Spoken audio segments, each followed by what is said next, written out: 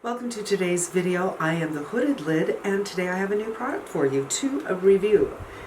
It is from Dior. This is the recently, newly formulated, not quad, but the thing that comes after quad. And I cannot think of what the word is, but there's 5 shadows in here, you know, after quad. The color I got is Soft Cashmere. There are 13 new color stories on the Dior website, and there's 6 on the Sephora website. I got this from Dior, and I've had it for a while actually, and I played with it a little bit, so it's not a first impressions, but I actually bought this before this little baby came out. They're worth talking about, okay? Are there similarities between these two? And let me see, how can I best do this without flashing the camera? Maybe like yay? And like yay? You would think there are similarities, but when you hold them up together, I think there's far more of a pinky undertone to this one than to this one. But this does have some pinks, as I mentioned, right here and right here. And it has a little bit of gold, it has some cool colors and warm colors, and I think you can get a lot of different looks out of this and a lot of different color looks. So just the subtle shift and change from one of these glimmers, shimmers, whatever, to another makes all the difference in the world. It's all about undertone. So I don't think it's close enough for me to say, no, I shouldn't have it. But that's also because I love a silvery taupe. Now, also recently Tom Ford came out with this one, like yay. And when you put these together, yes, you can see some similarities, like the top 2 colors compared to the top 2 colors. But they're really not. They're just really not. The bottom 2, they're just not. This one is the pinkiest to this pinkiest. Same kind of idea, but not exactly the same. Let's do some swatching. So this is the way you'll see it when you open it. So I'm just going to do the center one and then these 2, if I don't break it. And there we go. This is the center, and then this beautiful silvery taupe, and then the pink, which is so pale. I can't see it on my skin at this angle, but it's there. And now I'll go in with this one and the darker brown. That darker brown is really lovely. It's so pigmented, and there's nothing here where I would say too close to each other to warrant being there. Especially, interestingly enough, these 2 shades, they look really, really different on the eye, and I find because of my hoodedness, this one has so much reflection that it can't help but go up because of my hood. And that reflection reflects, of course, and makes that area look bigger. It makes it look more hooded. I don't actually like that all over the lid, and I thought that I would. Now, this is my 3rd experience with the Dior palettes, the 5 pans, because I still can't think of that word. The first 2 I returned. The first one I did a video on, and I just didn't like it. I liked the colors, but it was strange. It was so sheer. And I thought, well, maybe that's what they were going for, because it was pastels and blues, and I thought maybe they weren't going for a powerful look. The second one had some beautiful greens, apple greens, which I also love. Although, you know, these colors are hard on me. I haven't found the right look for me for these colors. I do love them. And I didn't even try that on camera. I think I was doing a roundup of recent things I bought, and I held it up and I said, guys, I tried this on the other night. I'm not even going to try it. I'm just returning it. This is far more pigmented. This is a huge improvement, and I'm so glad for it, because the Backstage palette that I have, the Rosewood, is beautiful. It's great on crepeys.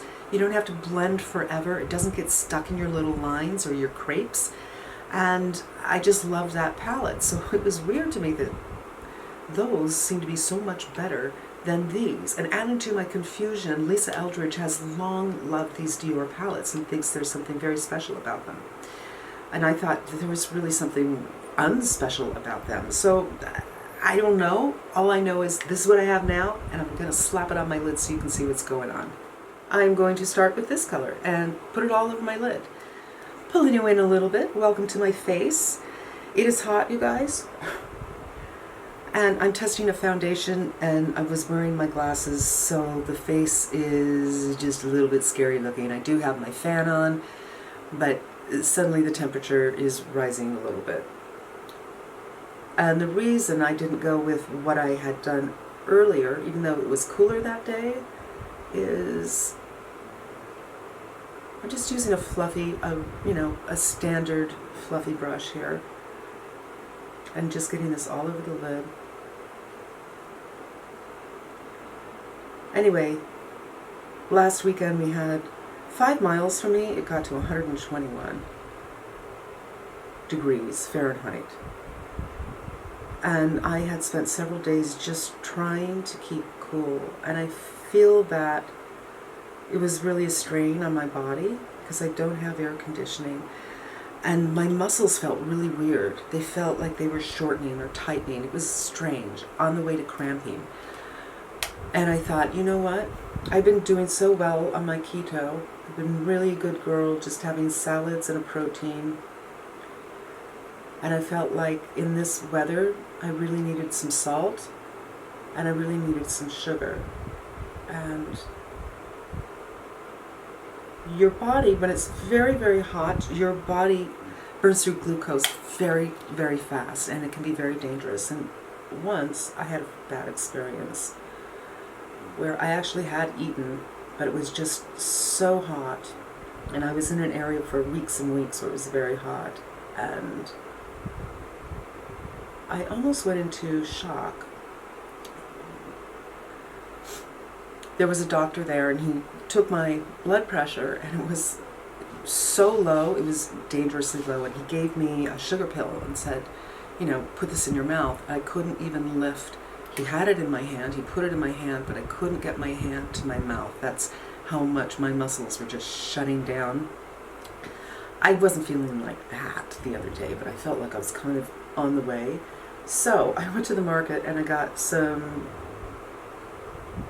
chocolate stuffed, and I got some peanut butter pretzels from Trader Joe's. They're so divine, tons of salt. And I got some chocolate, and I enjoyed myself. But the next day, when I shot this, my under eyes were like, boom! So after I put that in the camera, I thought, no, I don't think so. So I pulled this out just the teeniest bit, and we'll do some solid blending in a minute. But first I'm going to go in with this dark chocolate color. And this, I don't know what you would call this, a detail brush perhaps. And I'm going to use it to line. I don't like to use shadows for lining very much because they tend to just transfer right up here. And this is such a subtle look I'm doing by using the shadow here, but it really makes, I think, a lovely difference. So here with and here without, I do see difference. For my crease, I'm going to go in with the color in the center.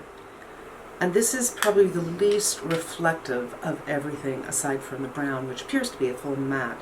And that's what I'm going to blend out with. So I'm just using a very light hand and just blending out. So I'm doing my makeup a little bit differently today because it seems to work better with these colors in particular.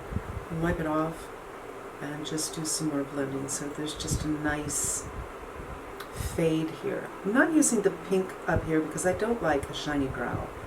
But while I think this look is really good for a daytime look, absolutely, if you wanted to take it to night, you could use that pink and then you'd get a whole bunch of reflection up here. Same thing other side.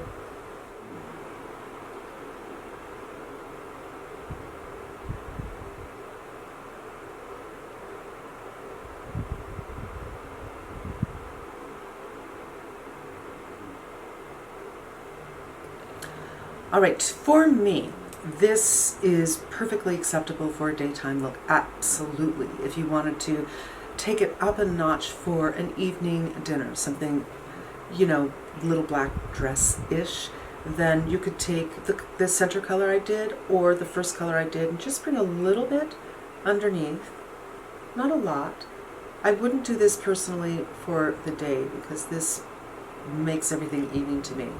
And then if you wanted to make it more special, go in with that pink up here. So I'm just bringing the teeniest bit down, whatever's left of my brush. Is it crepey friendly? Oh yeah. Is it more pigmented than the other ones? Yeah. The color selections on the Sephora site, I love almost every single one. I don't like the orange one, but the other ones seem to be browns with pinks, but different kinds of pinks than I'm used to doing, so it's not like more the pink story in my mind. They have one in blue that I'm so tempted to get, but my luck with blues and greens is so bad. I'm like, I'm not even gonna. I mean, I might. The ones that are on the Dior site, a lot more. They're beautiful combinations, and I think they can all go day to night. I am going to do a little lining and put on mascara, and then I'm going to add the pink to show you the night. Mascara, I did a little tight lining, I did my brows, and I touched up my foundation a little bit. And for me, I really think I can take this to work. I wouldn't bring it down here if I did, but absolutely. Maybe not take it up so high. But I just love this color tone on my skin, or my eye color. It just seems to really work for me, and I think it would work on a lot of people. I really do. It's so pretty, so special. Now, for the pink, I think because it didn't swatch very well, I'm going to go in with this brush again.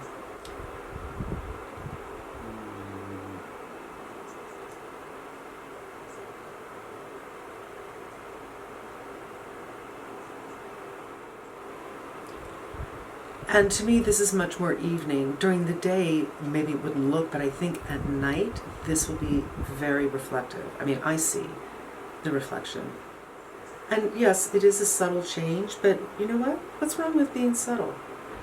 I want to do a video very soon about changing makeup trends, because I keep on hearing people say that makeup is going to be softer. And if that's true, then we're probably not going to be seeing the articulated eyes that are so incredibly popular, the halo, the reverse halo, the cut crease, 15 shades, you know, just really hard looking eyes. It might be things that are softer. It doesn't mean less makeup, it doesn't mean a no makeup look, it just means a softer look. And I think if that is true, this kind of eye look is on that highway. This is the way it would go. Just soft, not articulated, but super flattering, pretty. When I see this, it's just, to me, it's like, this is elegant. This is an elegant eye look. When the eyes are closed, nobody's going to say, wow, what skill. But to me, that's not the goal. The goal is to present yourself to look pretty. And I think that this shadow does that. I think they're really quality, huge improvement from the previous, of which I have tried 2. And the selection that they have is really, really pretty, really worth looking at. Now, $65, I think this is, $62 to the Denona 65. Let's do a couple of swatches in this one that are in that taupey area. So to me, that would be this one, kind of. This one and this one.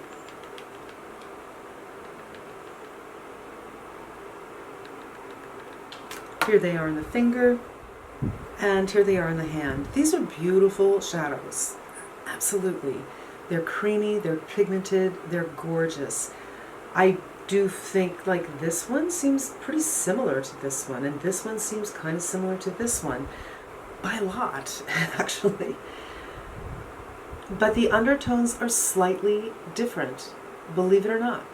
And I'm just doing a little twisty-wisty here so you can kind of get an idea of what they look compared to each other. They are very similar. And you know what, let's do this brown one. So the brown one in the center of the Denona is much cooler than this brown one that has, it's more of a warm brown, but it's not orangey warm, it's more like it has a little bit of red in it, and this one is definitely more gray brown. I don't know, for me, you guys, I don't have a problem having both palettes. I really, really don't. But you might. So there's the comparison. 65, I think 63, a lot more shades in here. But if you don't like a lot of choices, if you find it to be overwhelming, and then this is the way you go. I'm really glad I have both. And I'm going to pull you out just a little bit more so you can get the overall look. And ta-da! Now that my eyes are looking better today, but I'm not so sure about the light. Our sky has been orange for a while. It's, you know, some days it's orangey, some days it's yellowy. Yesterday it was kind of gray. It's, you know, we're having some very serious and very dangerous fires on the West Coast, California, Washington, and Oregon. And Oregon, like I read something the other day, I think it was 10% of the population of the state has been evacuated. And it's not really getting much news coverage because the news, the media, is based in New York, so they're very myopic.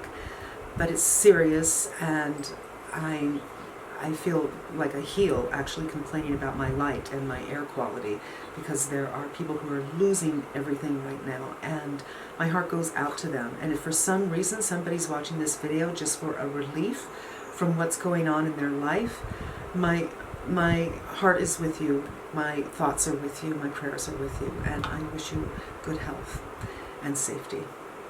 And to the rest of you, thank you so much for spending some time with me. I hope you found this helpful, and I really love it. And I hope you come back again. Until we meet again, be safe and smart, and I'm wishing you good health.